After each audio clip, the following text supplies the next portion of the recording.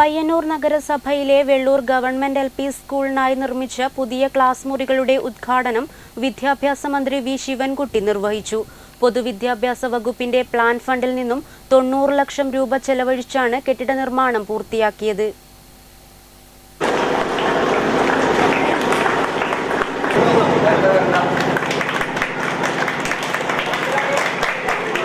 പയ്യന്നൂർ നഗരസഭയിലെ Vellur government LP. സ്കൂളിനായി നിർമ്മിച്ച പുതിയ ക്ലാസ് റൂമിന്റെ ഉദ്ഘാടനം വിദ്യാഭ്യാസ മന്ത്രി വി. ശിവൻകുട്ടി നിർവഹിച്ചു. സ്കൂളിന് വേണ്ടി ബഹുമാനപ്പെട്ട വിദ്യാഭ്യാസ മന്ത്രി ഇടതുപക്ഷ ജനാധിപത്യ ഗവൺമെന്റ് 2016 അധികാരത്തിൽ വന്നതിന് ശേഷം 5000 കോടി രൂപയുടെ നിർമ്മാണ പ്രവർത്തനങ്ങളാണ് കേരളത്തിൽ നടന്നിട്ടുള്ളത്. ഇന്ത്യയിലെ ഏറ്റവും ഉയർന്ന സാക്ഷരതാ നിരക്കുകൾ ഒന്നാണ് കേരളം. ഈ നേട്ടം ആകസ്മികമല്ല, മറിച്ച് ഗവൺമെന്റിന്റെയും വിദ്യാഭ്യാസ വിദഗ്ധരുടെയും സമൂഹത്തിന്റെയും പതിറ്റാണ്ടുകളായി നടത്തിയ കൂട്ടായ പരിശ്രമത്തിന്റെ ഫലമാണ്. കേരളത്തിലെ വിദ്യാഭ്യാസം വെറുമൊരു പദവിയല്ല.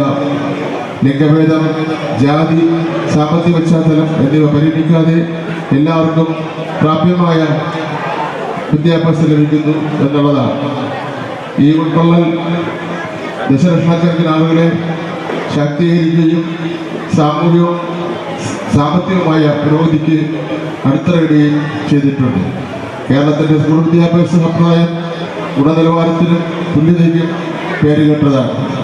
കേരള സർക്കാർ പൊതുവിദ്യാഭ്യാസ വകുപ്പിന്റെ 2022-23 വർഷത്തെ പ്ലാൻ ഫണ്ടിൽ നിന്നും 90 ലക്ഷം രൂപ ചെലവഴിച്ചാണ് ക്ലാസ് മുറികൾ നിർമ്മിച്ചത്. ഉദ്ഘാടന ചടങ്ങിൽ ടി.ഐ. മധുസൂദനൻ എം.എൽ.എ. അധ്യക്ഷത വഹിച്ചു. School headmaster E. Satheesan, Payyanur നഗരസഭാ ചെയർപേഴ്സൺ കെ. വി. ലളിത, മുൻ എം.എൽ.എ. സി. കൃഷ്ണൻ, നഗരസഭാ വിദ്യാഭ്യാസ standing committee chairperson T. P. Sameera, C. Jaya, T. Dakshayani, E. Bhaskaran, E. Karunakaran, Payyanur AEO. T. V. Jyothi Basu തുടങ്ങിയവർ ചടങ്ങിൽ ആശംസകൾ അർപ്പിച്ച് സംസാരിച്ചു.